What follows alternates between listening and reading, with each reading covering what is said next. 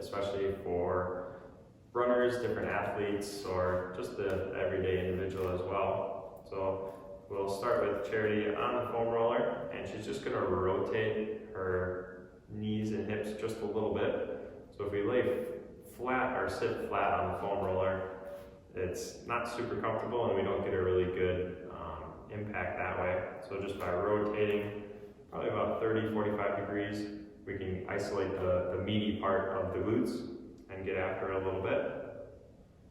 And so she's rolling back and forth. If she's going to find a tender spot, she'll hold that about 7 to 10 seconds. If that becomes a little bit too easy or not enough pressure, we can have Charity cross the leg over into a 4.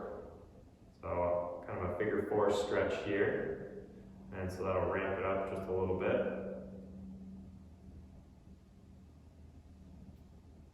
Charity's doing a great job with that. So I'll be foam rolling the glutes.